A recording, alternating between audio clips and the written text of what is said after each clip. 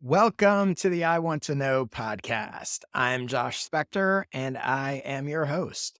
If you don't know who I am, I'm the creator of the For the Interested newsletter, which you can check out at fortheinterested.com. If you're new here, welcome. This podcast exists to help creative entrepreneurs get their questions answered. Typically, I invite a guest on to ask me 3 questions and then help them figure out how to grow their audience and business. But today I've actually got 3 guests for you. That's because what you're about to hear are 3 excerpts from one of my recent Jam Session Q&As. Let me explain. I offer a product called Skill Sessions, which you can check out at joshspector.com/sessions. They're a series of 1-hour video presentations where I teach you how to do things like grow your newsletter in 5 minutes a day, get more clients, create a product in a day, and define your niche. When you become a Skill Sessions member, you get access to all those sessions. Plus, you get invited to join me for a monthly Jam Session Q&A, where I give members specific feedback and suggestions on anything they're trying to figure out. You can kind of think about it like mini consulting. So what you're about to hear is some advice I gave to 3 different members in a recent Jam session. I shared tips on how to improve your sales and pricing page, how to build your content library, and how to capitalize on a viral social post. To start things off, here's the advice I gave Rob Roseman to improve his sales page.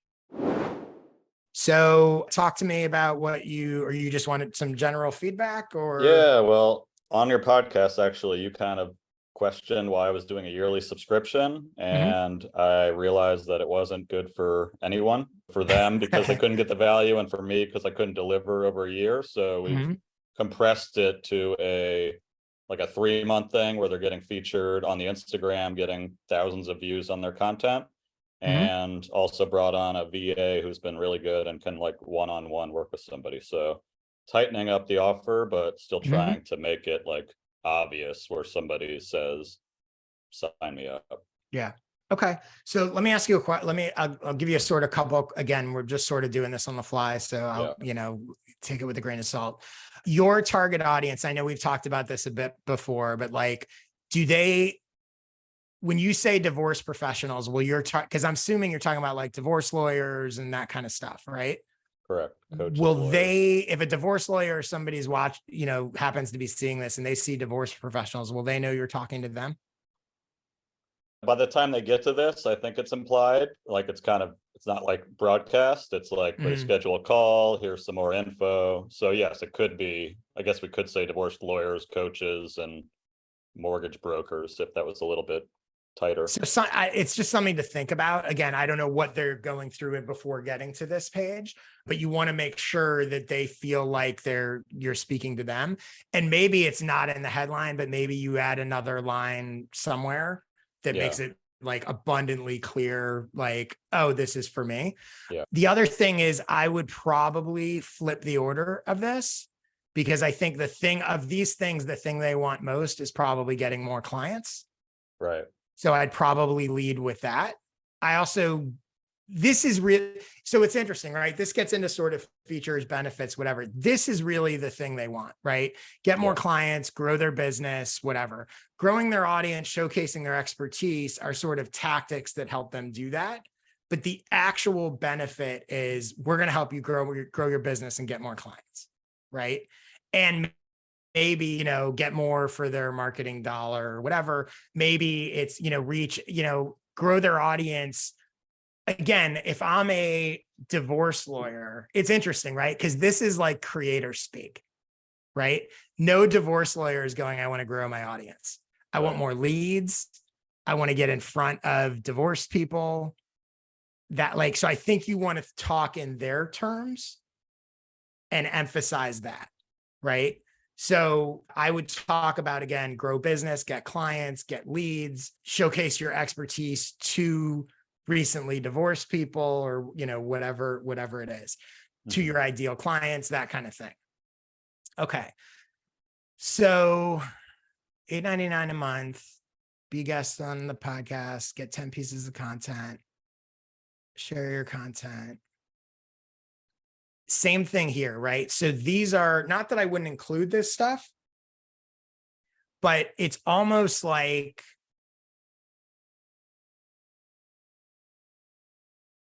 I just want to tweak the perspective and always be reiterating that like, this is going to help you. It's not just that you're going to get 10 pieces of content.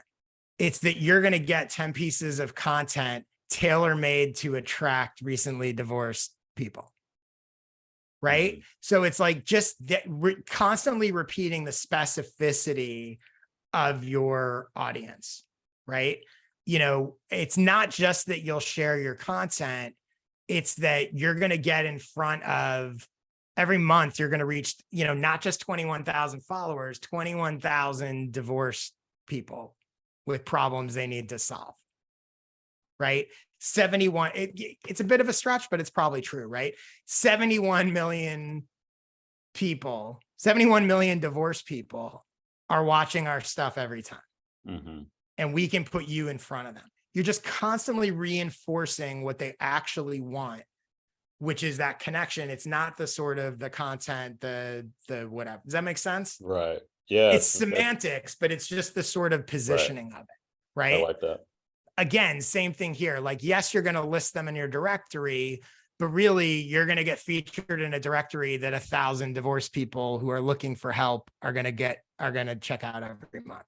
So just that Right. slight tweak, right? Because what you want is you want someone to come away from this and go, my problem is I need clients, I need leads, I need whatever. I need these people who are looking for someone to solve the problem that I can solve to know I exist. That's your entire pitch, right? Right. All the rest is just how we do it. And you might even say, like, here's what we're going to get you. You're going to get in front of X, Y, and Z people. Here's how we do it. And that's where you get into you get featured here, you get featured here, you get featured there, right? Here's what you get. Here's how we get you that kind Mhm. of thing. I like The that. here's how we get you that is sort of secondary to Yeah. the result. I added some testimonials below of like lawyers and coaches that actually got clients from it. So Yeah, trying to that's show great. the results. Peter Yep. actually has a good point here. Is there a less expensive tier? I know a lot of people do 3 tier where it's like the really small one, Mm-hmm. middle, and then the custom. And I was trying to think of, is there a small thing? It's almost like your newsletter ads where it's like Mm-hmm. maybe you get 4 shares on our Instagram for $100 or something like that. Do you think that kind of is like a Well, let nice me way ask to you a warm them up? question. What do you think happens if they do like one? Well, also let me ask you this question. Of all these things, what do you think what is the most valuable? Well, the podcast is where we generate all the content. And then I think the most valuable thing is that it's shared on a bigger platform than their own. So right now they're going on podcasts, they're getting it Mhm. to their 38 followers. We're saying Right. we're NBC News for divorced people or whatever it is. So get using our distribution, our audience, I imagine is the key. So what if could you offer a sort of one-off, let's say someone has a piece of content, right? They wrote a blog post, they appeared on someone else's podcast, they did whatever. You have the ability to amplify that. And maybe that's a one-off purchase thing. And so if I'm some lawyer who, did a podcast, 20 people heard it, I have it, and I can pay you whatever for you to share it. And all of a sudden, the thing that 20 people heard, 2,000 people heard, and 4 people contacted me. Now all this is a much easier sell, Hmm. right? Would you, do you think So that's like a tier where you would list that? would you say? Do you think that would be like almost like a tier, like an entry level, or is that Could like on a be. call, Yeah. say, hey, if you Yeah. want to just try it, we do Yep. $100, we'll put Yeah. out a And piece you of know what you could content. even call it? You could even call it like a distribution service, right? Hmm. Like if you think about it, like I'm making this up, but there's distribution only, and then there's sort of content creation plus distribution. Mm, that's good. Because there's going to be some people that are like, I don't care about you creating content. Like, and what you might, it'll also give you a way to gauge, like, what do they really value? Because maybe there's people out there that are like, you know what? Like, I just want the distribution. Right. Like, I already got someone doing social stuff for me, but nobody sees it. That's a great So point. that's what I would do. I would create a low end sort of one-off thing. And if that gets interesting to people and people like it, that maybe even builds up into bigger packages as well. Right. Where Hmm. it's like, there's a distribution only offer where once a month we push your thing or whatever it is. That's kind of along the lines of what Um, you do with your newsletter ads. It's like, hey, yeah, get in front of my audience. Here's a cheap way to yeah, do it. All right, yeah. that's good. That's helpful. Cool. Great. Josh, Thanks, Yes. Josh. can I ask him can I ask Rob a question? Yeah, go ahead. It seems like you've got a dual audience here. One is, because I'm looking at your website, one is divorced people and one is divorce lawyers or whatever a divorce professional is. Have you considered a tier that would be aimed at the divorced people and a tier that would be aimed at the divorce professionals? Because you're basically asking them for at least $2,700 with the one tier. But is there something you can offer those divorcees, which is the bigger audience, that might get them excited, to sign up for a monthly, premium service? Yeah, it's a good idea. And it is, my first thought is let's make everything free because divorce is so expensive anyways. But yes, the idea of like some kind of course or, bundle By the or way, some resource. putting together a virtual conference would be an interesting way to connect that thing, because lawyers and those people would pay to speak and be featured at it. And all those divorce people could either get it for free, or some of them might pay to be able to see a bunch of experts tell them what to do in one thing. Like that could be a really interesting one-off for, maybe once a quarter you do the WTF, divorce Right. con, whatever. Right. It Yeah. can just be a bunch of Zoom stuff. Yeah. Pre-recorded. Cool. Keep it Yep. simple. Cool. As you may have noticed in that clip, I'm able to get very specific with my skill session members in these Jam Session Q&As and really help them figure out their specific challenges.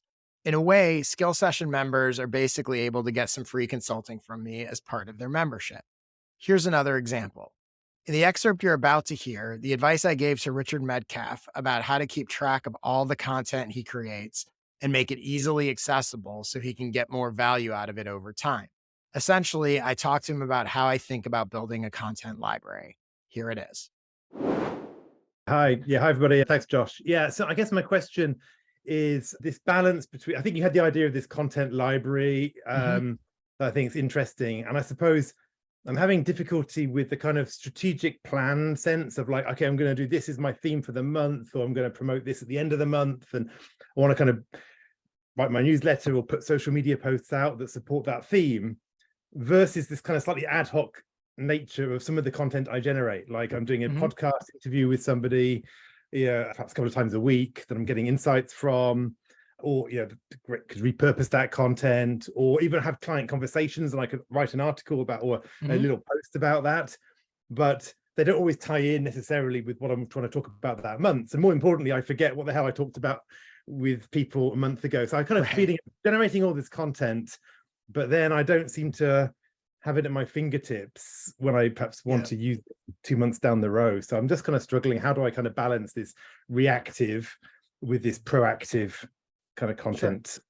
So I think if I'm understanding, sort of part of your question is sort of how do I keep track of all this stuff that I've done, right? Or like you're creating stuff, you're putting all this stuff out there.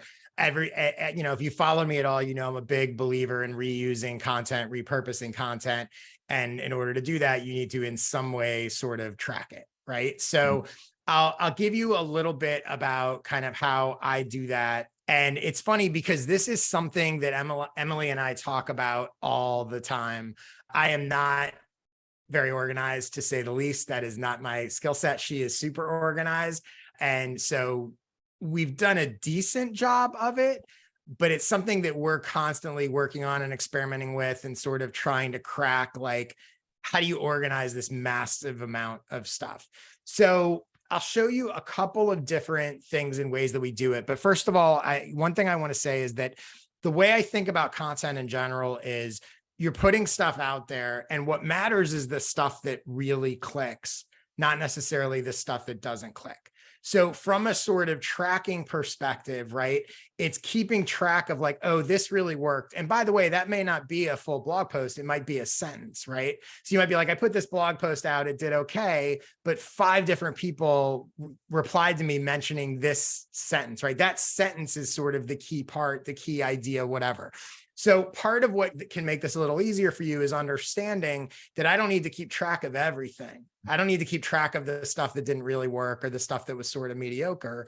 But when I stumble across something that clicked and resonated with people, I need some way to sort of be aware of that, right? I need that somewhere so that I can both reuse it and also potentially build on it, right? Expand on it, do more things about that idea, sort of figure it out. So that's the first thing, is you're always kind of looking for what really worked, right? And that kind of thing. So one of the things that we do is, and this is going to seem very basic, but I don't know that a lot of people do it. So let me share my screen here for a second. Okay, everybody can see this, right? Okay. So this is just my website. So for when I write the newsletter, I put the full newsletter. So this is last week's newsletter. I put the full newsletter on here, but I also pull every one of these individual items goes on here individually, right? So this was a link and they go as individual posts on the site. And literally it's just copied and pasted from my newsletter. It's one sentence and whatever. By the way, this is probably not good for SEO. I'm not an SEO guy, whatever, I don't care. But what it does is it creates, the website becomes a searchable archive for every individual idea. So if I want to, let's say I'm looking for stuff I've shared about authors, right? Just by searching author, I pull up these individual ideas. Whereas if I did what most people do, which is they just put the full newsletter on, I'd get a bunch of full newsletters and it'd be hard to search, right? So by doing this in this way, this becomes basically a searchable archive of everything I've ever shared in my newsletter, which is both curated content and my own original stuff. So that makes it relatively easy if I know I'm looking for something on a specific topic to find it, right? Now, the same thing is true with my podcast. So if you go on YouTube, so my podcast goes on YouTube. Again, I put the full episodes and I put usually 3 clips from each show. Besides searching YouTube in general, I might need to expand this a little. Where is it? If you search on a channel page, you will search just from that channel, right? So for example, let's say that I want to find stuff from my podcast about content. Here we go. Right? These are clips and some full episodes, but clips where I talked about content. So it's not perfect, right? But as opposed to this is doing the work for me by using those search engines, and I don't have to have some other thing that's tracking every single little whatever, right? That said, let me go into Emily World here for a minute. Whoops, here it is. So this is a Notion board where Emily, who pulls the clips and uploads the episodes and all that of my podcast, this is her creation, how she tracks everything, right? So it has the descriptions, these are the clips from each individual episode. So if I want to upload like the actual files. So this is a little more elaborate tracking, although she's using this as much to sort of keep track of the back-end process, as opposed to well, how do I go find whatever? But if I want to, every once in a while, this will come in handy where I'm like, oh, I know I did that episode about selling newsletter ads and I want to find one of the clips and whatever. So I'm not suggesting you necessarily need to do this, but since it's one of the ways that we track stuff, I figured I'd share it. Now, on a really basic level, so this is Workflowy, which I've talked about before, I use for everything. It's a to-do list. It's it's basically just these bullet points and you can drop stuff in there. Obviously, these are the dates I've fallen behind. I haven't done this in a month or so. But for a while, for several months, I stuck with it. I was posting basically a thread a day on Twitter. And what I would do is I would put each day's thread in here, a link to the thread, how to create bits. And then this number was the number of impressions. That was sort of how I was measuring performance, right? Repost, this is one that did well. And so I reposted it, right? And so I would just put repost, right? But so this was a super basic way of going, I knew I was doing a thread a day. So literally I'm just doing this manually. It's not, it's not elaborate. It's not anything, but each day I would just cut and paste the post and put, how it did. And then I'd bold the ones that did, particularly well, right? This one had 8,000 impressions, whereas most of them were less than that. And you can see I did this for several months, right? So like going back to February, right? Oh, the other thing actually I forgot to mention is the bold wasn't just that it did well. The bold meant I had reshared it so sent as daily, right? Meaning I sent a link to this tweet as one of my daily newsletters, right? So this is an example of, again, I think a lot of times people overcomplicate it. So you literally could create a spreadsheet, a document, a something, and you go, anytime I have a piece of content somewhere that works well or that I think I might want to use again, I'm just going to drop it in there. And if nothing else, you have a sort of greatest hit. I'm tracking everything here because I was also trying to gauge what's working better and what's not.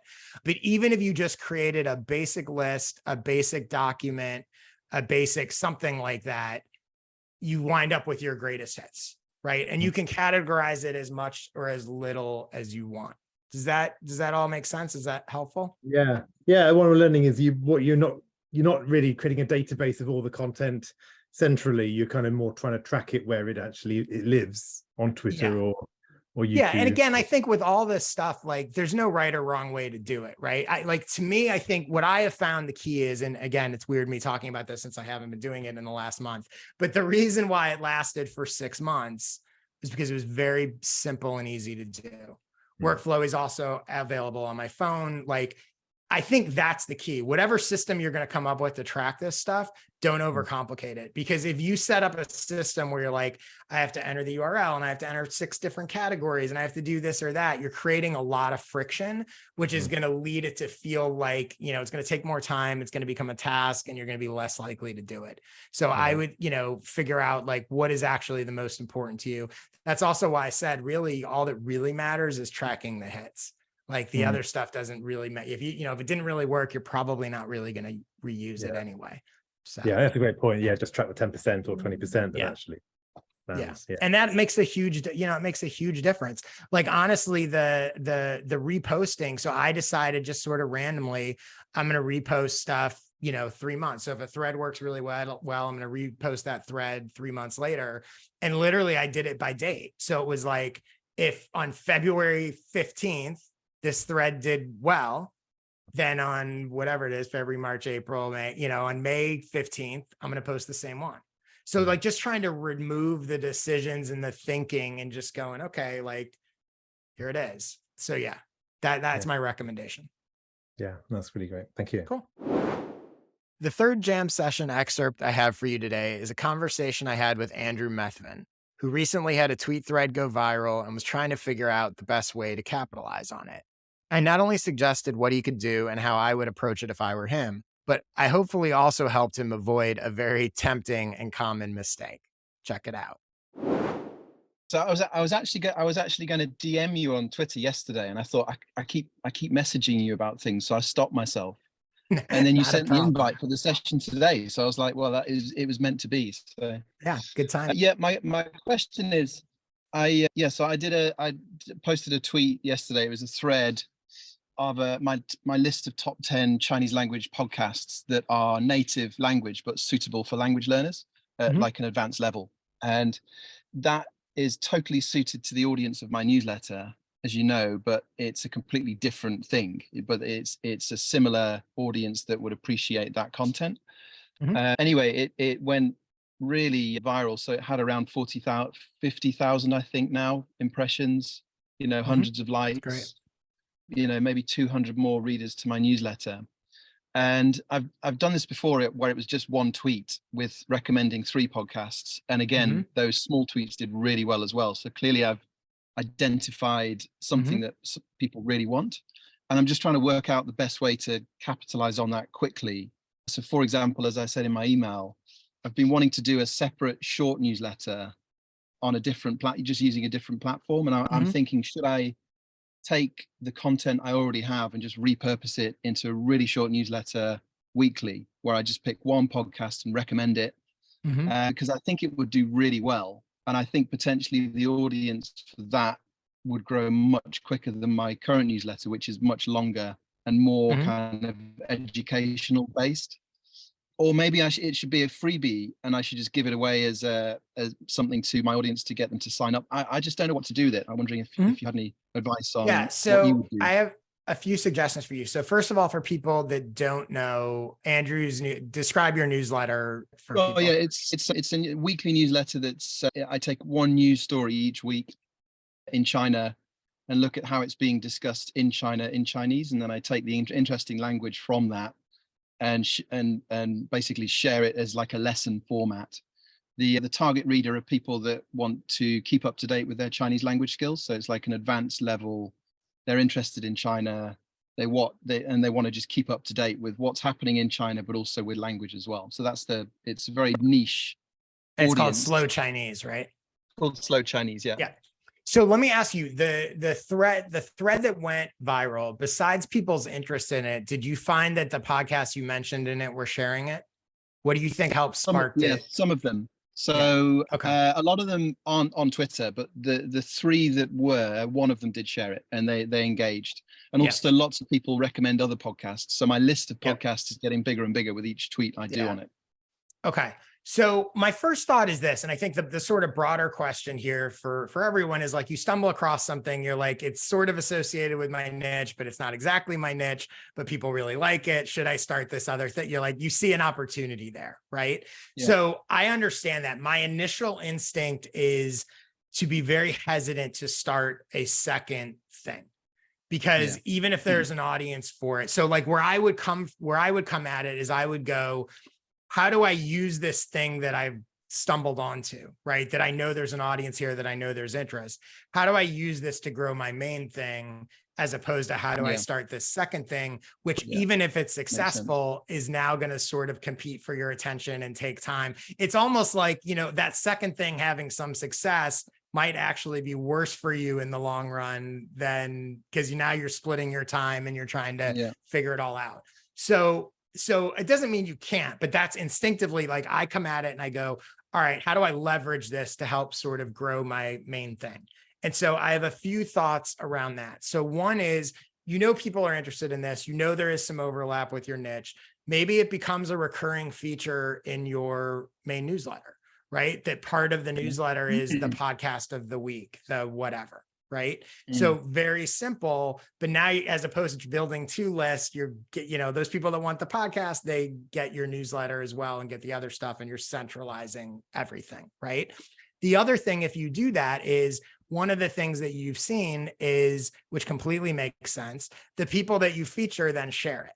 So if every week you're featuring a podcast, and then you reach out to that podcast and say, hey, we featured you as the podcast of the week in our newsletter, some of those people are going to share your main newsletter, which is ultimately what you want, right? So you're leveraging that, what you've seen, which is some podcasters will spread the word when you shine attention on them, but you're leveraging it to sort of grow your main thing. The other thing is, I would take that thread or a version of it, or create an expanded version of it, and create a blog post on your site specifically about that. Maybe try to optimize it a little bit for search engines. And my guess is that there are some people searching for Chinese language podcasts and that kind of thing.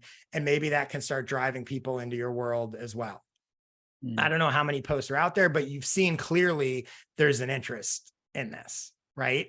And if you do that post, again, email everyone that's featured in the post, say, hey, I featured you. I'd love it if you would, share a link to this site, which from search engine purposes, now you're going to have all these different people driving to that page on your site, right? So these are all ways that you can leverage what you discovered to grow your main thing, as opposed to starting a sort of separate side thing, right? The other thing you could do, and you mentioned this a little bit, is you could try it as a lead magnet, right? You could put together this list of top podcasts, which clearly people are interested in, and, say, hey, you can download it for free, sign up to my, everyone who signs up to my newsletter gets this list of the best, whatever podcasts. Right. So as you know, and I think I've talked about before, I'm in general not a huge proponent of lead magnets, but that doesn't mean they don't work. And it doesn't, it's definitely something that you could experiment with. So that's how I would be And I say this from my own personal experience because I have like over the years, I've had new ideas all the time. And I used to always like jump into it and launch it. And then I'd be like, what am I doing? Now I'm juggling multiple newsletters and multiple stuff. That's how I would think about it. But I do think it's clearly there's interest in it. Like I absolutely would look for ways to lean into it and leverage it. I just don't know that I would start a separate thing. Yeah. Okay, that makes sense. So like the I think it's also called an opt-in, isn't it? Where you have basically giving it. So at the end of my thread, for example, I could have that as, because I already have it built as a table in a Notion page. Yeah, absolutely. And I'm updating it regularly. So I could have the live list that's updated. The other thing you can do is you can also reach out, because you have that thread and people have liked and replied and whatever. You can, a lot of those people, their DMs will be open, or even, reach out to them individually and go, hey, I saw you liked that post. I saw you commented, whatever, here, I've got this thing. It takes a little manual time, but it's really effective. And most of those people probably will opt in. Yeah. And then do you think that's a good way to just get people to engage with it, to see how it can be improved as well? Or Yeah, absolutely. You can ask, oh, do you have recommendations? What would you add? What would you, whatever. Yeah. The other thing you could do potentially is you could, on a recurring, like you might decide that, okay, once a quarter, I'm going to update, I'm going to do a sort of launch, or twice a year, I'm going to do a launch of like the new updated list of best podcasts, whatever, and like create an event around it, as opposed to this sort of ongoing thing, which is also interesting. And if you do that, you can, in the lead up to it, I'm putting together the summer 2023 best podcast list. Send me your suggestions. And then you have the launch. Here it is. It's out, blah, blah, blah. And sort of that focused kind of promotion around it might actually even work better than a sort of ongoing thing. Would you put that in the paid membership and use that to convert people, or would you just do it as a free resource to get people in the list? I'd probably do it for free. You could experiment. I'd probably do it for free. You could do like the big ones as free, and then maybe you do weekly or monthly updates for paid. That's something you could do, right? Yeah. So it's like, once a year or twice a year, there's this big free thing, but then paid members are getting stuff throughout the year. That might be interesting. Yeah. Okay. Yeah. Maybe like a monthly. Yeah. No. Okay, great. Thank you. That's really helpful. Yep. I'll stop registering the domain names that I've been thinking of then. Well, by the way, you could register the domain names and put your lead magnet there, but yeah. Yes, not a bad idea. Yeah. Okay. So, thanks, Josh. That's really helpful. Yep. No problem. That's a wrap for this week's episode of I Want to Know. What you heard is the tip of the iceberg of what goes on in my skill sessions. So if you'd like to check them out, just go to joshspector.com/sessions to learn more and become a member. Thanks for listening to this week's episode of the I Want to Know podcast, and I will see you next week with a new episode. Have an interesting week.